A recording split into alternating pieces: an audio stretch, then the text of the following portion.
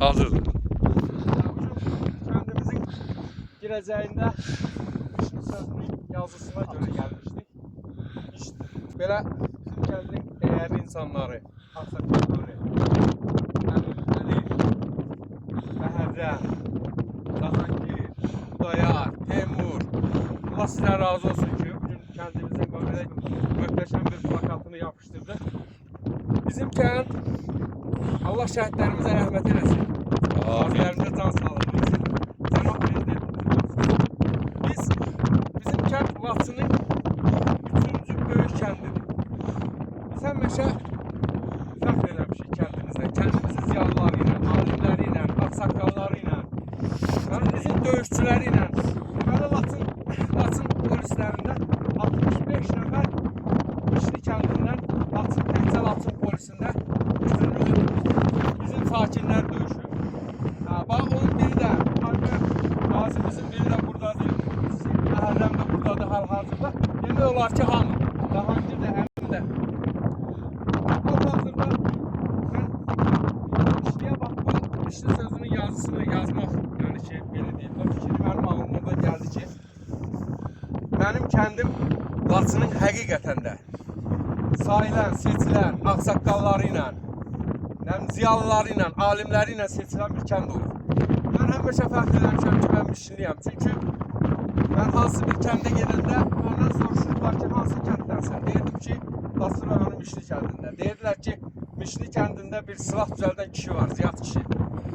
Deyirdim, mənim babamdır. Onlar həmin o kəlməni eşidəndə məni qucaqlayırdılar, bağlarına basırdılar ki, sən bir el ağsaqqalının, bir memarın, bir həkimin, bir sənətkarın nəvəsisən.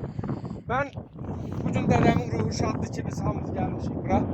Mən özüm, yəni ki, mən kəndə gələndə, ən çox gələndə həmişə hatırlayıram bizim kəndin ziyalılarında, belə deyim də, ağsaqqallarında. Mən sizə təşəkkür edirəm hamınıza.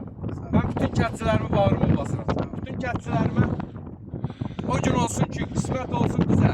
Bax, burada bütün kəndçilərimiz yığaq, hərəmiz yığılaq, hərəmiz öz evimizin gedək qapısını açaq, içərisinə daxil olaq. Təşəkkür edirəm. Ağsaqqallar da bir dənə söz desin. Əmi, nə deyirsən, nə görək?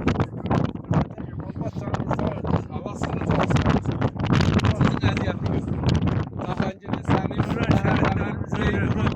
Xudayarın, Sağ sağlığı versin. Allah sizi de var eylesin ki kendinizden vicdanıyla bir iş gördünüz. Allah sizi var eylesin. Həmişə belə xeyir işler görürsün. Allah köməyiniz olsun. Ben de teşekkür ederim.